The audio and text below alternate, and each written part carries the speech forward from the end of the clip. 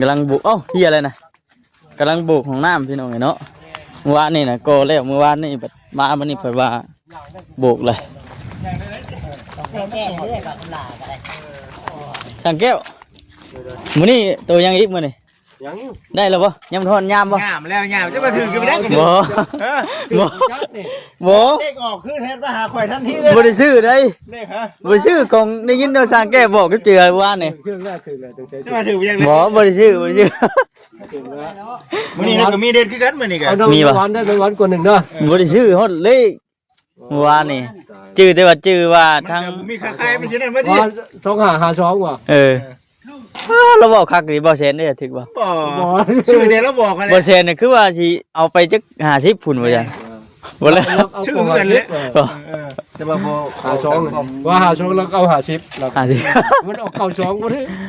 ชื่อเด็กบ่เบิดน้ำชื่อบ่เบิดน้ำบ่บ่จิก็ชื่อเดี๋ยวเราบอกกันแล้วบ่เบิดหลาย 8,000 กิอยู่บ้าแม่นดีว่ะมื้อนี้แม่นยังมื้อนี้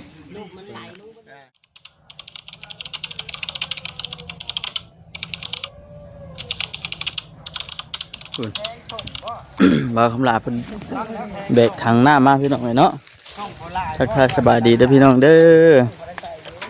ตัวบ่นักบ่เอาล่ะมันแบ่งน้ำโอ้ยกี่ว่าเนาะคิดว่าน้ำเต็มถังได้นี่โอ้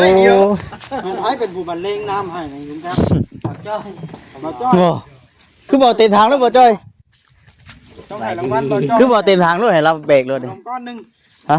ให้รางวัลก้อนครับบ่กินรถผู้ใดกันหมู่เจ้ากัดพอแห้งได้มันก็ลำอันนี้ไหนคนผู้นี้น่ะเกินหมู่เลี้ยนหยังว่าบ่เลี้ยนหยังตั้งไว้ใส่กันดีเนาะบ่จ้อยเลี้ยนหยังบ่จ้อยเนาะเขาบอกว่านั่นเพิ่นบ่กินนะเนาะไปเอาอีกบ่นี่ไปเสียข่อยก็สิตามก่อนเดี๋ยวจังหน่อยสิมาเบิ่งกันน้ำนี่จะทำไงสูบไว้แล้วค่อยสูบนี่เต็มทางบ่เด้จะสิหามบ่กับเราหามนั่นบ่ผมหลายส่งพอแก้เนาะส่งก็สิเฮียบ่ส่งนี่นะส่งก็ได้จะมาแต่เช้าเพิ่นบ่ได้ล้างกันมาเถอะเนาะเถอะมันเป็นได้น้ำยังแดงอยู่บ่ว่าจะท้องคือนี่คือว่ายังแดงอยู่บ่อ๋อเถอะกับลาบอยู่บ่บ่คำละยังขนาดนั่งใช้เลยดินั่งมาเลยกล้วยมาไว้ปลูกบ่อันนี้นะกูกดปล่อยแล้วเดี๋ยวเปอร์เซ็นต์แล้วซื้อมาให้เดี๋ยวเจ้าบอกกูกดเปอร์เซ็นต์เดี๋ยวไปซื้อแล้วเปอร์เซ็นต์นะมาอันนี้ปลูกไว้พอดีหลายด้วยบ่คำลาเนาะมันชุบแลข่อยมากินน้ำเลยเพื่อนเป็นหมากเนาะหมาก10,000หมาก10,000เดี๋ยวว่าข่อยมากินว่าอยากขายหมาก10,000 บาท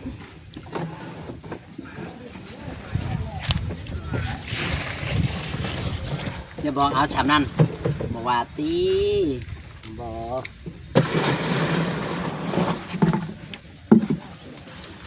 ผมกินนี่จะแบบทางเดียวจ้าผมกินนี่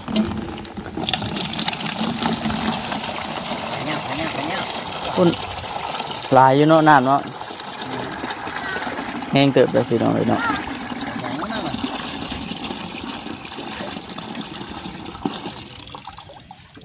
ทำหน้าเขาเลย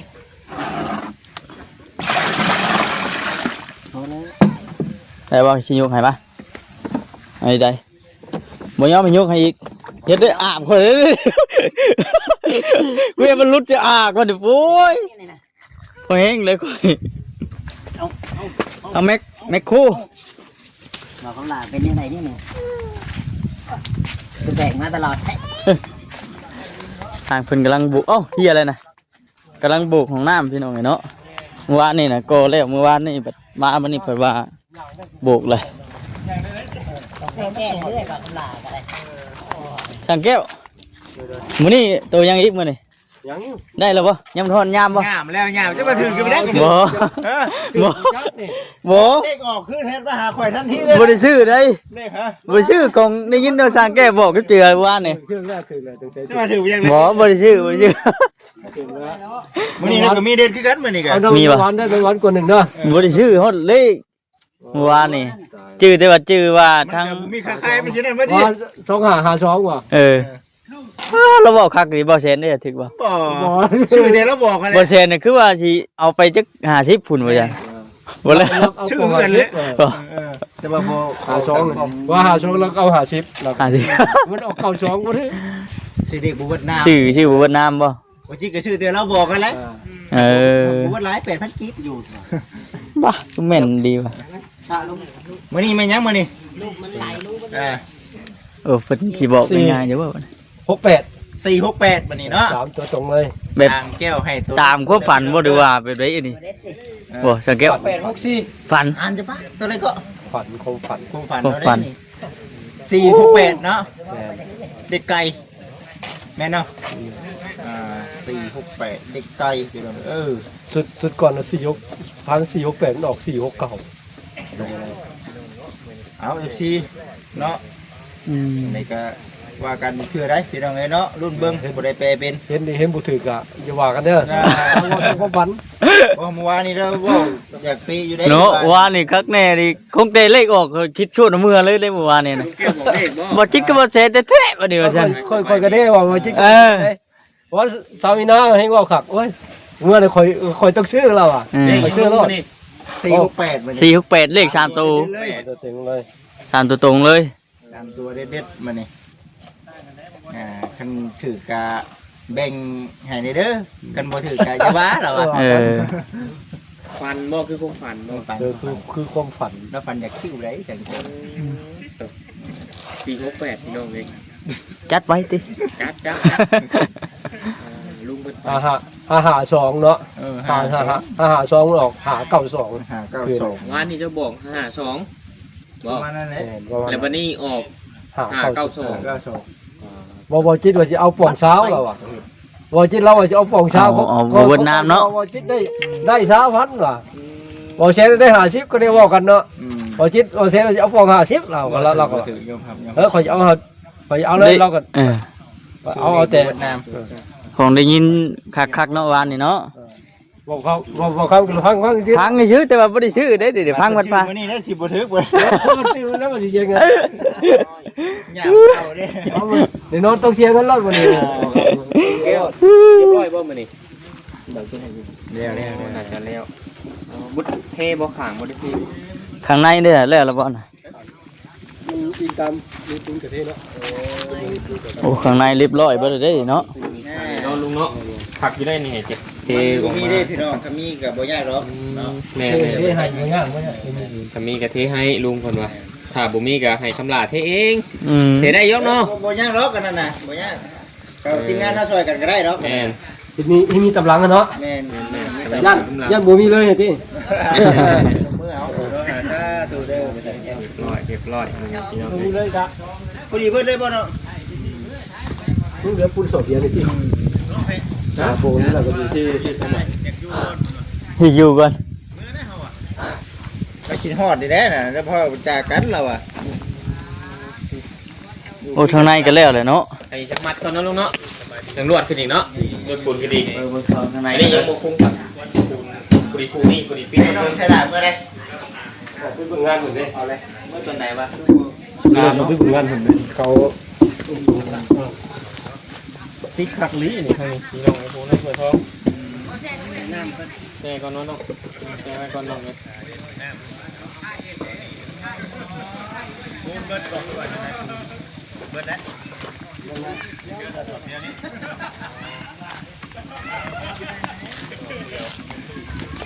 คิดว่าฝนสิตกมึงนี่คือมืดบ่แน่มากนี่ ตกดีเลย ฮะตกบ่แน่มากคือว่ามืดได้เอ็ดฝนสิห้ามเลยว่าซั่นมั่งแล้วบ่บัด มันว่า3ดอก ข้างรถก่อน แข่งกัน2ดอก เอาคือมันตรงเลยมันหนาๆนี่ เ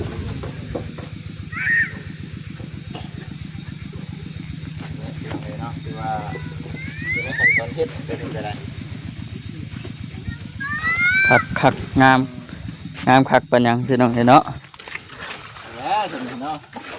ก็เบิดเท่านี้แหละ ตอนนี้ก็แล้วแหละได้เบิ่งดูตัวนี้ทางเนาะ พี่น้องเลย น้ำอ่างเลยน้ำเนาะ เดี๋ยวแต่ประตูท่านได้ใช่เนาะลูก ที่หลัง ใช้ที่หลังอันนี้แห้งก่อน บ่พูดเลยเนาะไม่เดียวนี่เรา เด็กจุดตรงนี้ เดียวนี่ไป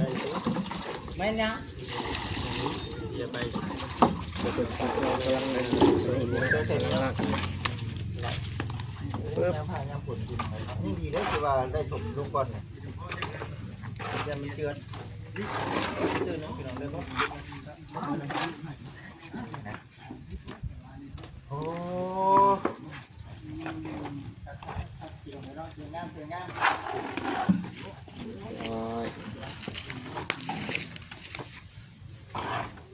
แม่คนขยันใจน้องเล็กเนาะ นี่ปั้นได้บ่เนาะ สิไปลุงแก้วเลยบอกบัตรนี่ ทำงานตลอดแล้วบัดนี้เนาะ ไปลุงแก้ว มีงานน่ะ มีงาน ต้องไปเนาะ ยังไปเรื่อยๆเอากันเรียนเนาะปล่อย พัฒนาไปติ ปลูกไปพัฒนาไปนำลุงเพิ่นเรื่อยๆงานนี่แรกกับผสมปูนกอยปูนก้อนแล้วนั่นแหละ ไปเดี๋ยวก็เป็น แม่เดี๋ยวก็เป็นเดี๋ยวก็ได้นี่น้องเผยทองเรานี่เป็นนั่นแหละบาทเรากับลูกนี่น้อยนึงนะนี่ เป็นเบิดบัดนี้ติ เป็นมัดละเอาอันนี้หลายตัวเรานี่เห็นดูเป็น ตะกี้ เป็นอยู่เนาะแม่เนาะ ตะกี้ข่อยกับบ่จิตเอามือลูบเอาคือโอบเตานี่แหละจับปูน มันก็อยู่ลงเอามือโอบเอาคือกี่ตมนี่เลยดินี่น่ะว้าวเด้อ ยังเราจะเห็นยังนะ น้ำได้ ของน้ำอยู่เฮือนนี่ แต่บ่อยากประหยัดนะแบบบ่อยากซื้อเกียงซื้อหยัง มันเฮ็ดบ่เป็น อีกตามพวกเพิ่นเนาะข่อยบ่มีเด้ตัวนั้นจ้างก็บ่มีบาด แล้วก็เฮ็ดเองบัดนี้ติ ชมโค้งเนาะ ยามันเนาะ บัดพอมาเบิ่งบัดนี้น่ะป้าเด้อติ เกิดมากว่าเดี๋ยวนี้ สั่นกิดิดอยู่แล้วอันคอนไปจังวะนี่พูดอีกเพียงอันนี้เลยเลยตีหัวเจ้า หัวได้บ่แต่พอหัวควัน เด็กเองเนาะ ร้อยบัดนี้ไม่ได้ถามแห้งเนาะ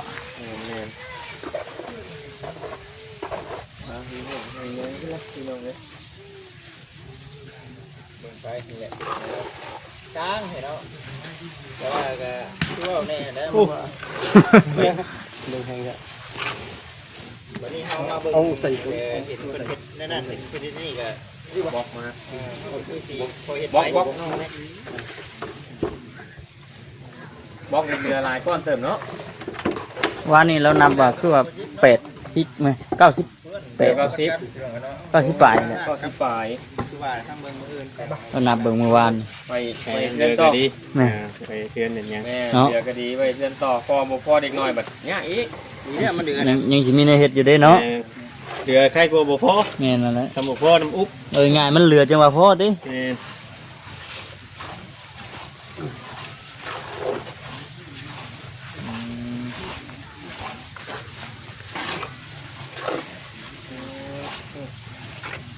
ปั่นสไลด์จวดทางนั้น คักเนาะ ครับ 2 คูณ อันนี้บ่ 2นะแม่อยู่ให้อยู่นาพอดี พอดี2คูณ2 ไง ไป ธร พัก รมดาเนาะซั่นนี่เนาะ งามพอดีงาม อันนี้ก็เฮ็ด2คูณ3อยู่นะ 2คูณ ใน 3 ยุ มันหลายเติบอยู่หลายเติบ แล้วก็มันก็กว้างอีกเรื่องกับเฮามีทุนได้ก็เฮ็ดใหญ่ก็ดี ตามงบเลยเนาะ เราทุนหลายประมาณ หลานบ่ได้แบบบ่แล้วดอกหลานเนาะ แล้ว 5ล้าน เร็วได้ดุงเร็วได้ร้านน่ะเมื่อใดได้เนาะบ่เวียงประมาณนั้นแหละของนายเจ้าเฮ็ดเองเด้ 8พุ่นจ้ะ เราเฮ็ดเอง หลานมัน มันสิบ่ได้เนาะ อุปกรณ์แล้ว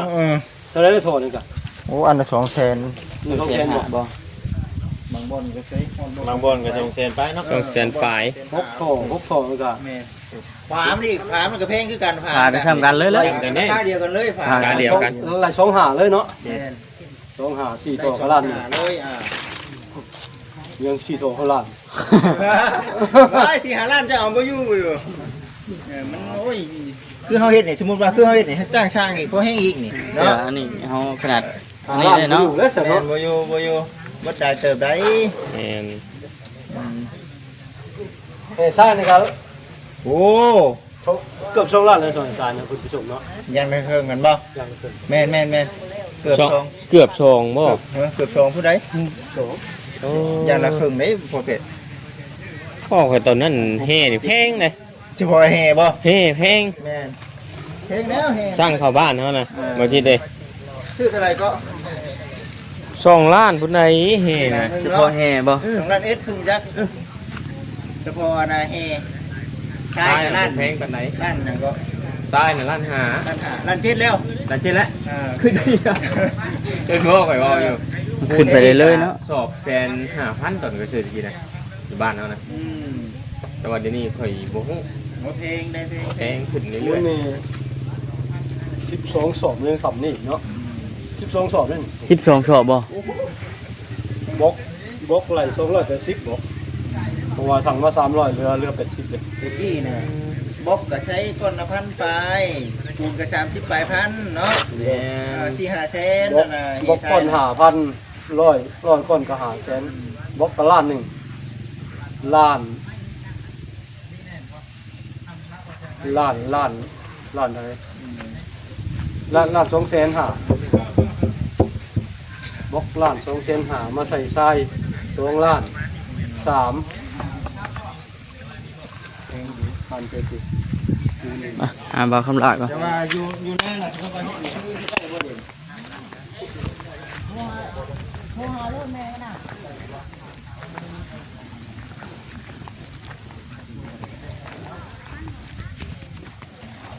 พี่น้องเนาะคลิปนี้ก็คือสีนั้นนี่แหละพี่น้องทำบ่คำก็ได้มีตัวสีอันจบคลิป เอาคลิปลงให้ FC ได้เบิ่งได้ชมนํกันแล้วก็ติดตามเบิ่งนำคลิปต่อไปเนาะพี่น้องเนาะว่าสิเป็นจังไดแน่ ยังมาให้ในแข็งเนาะ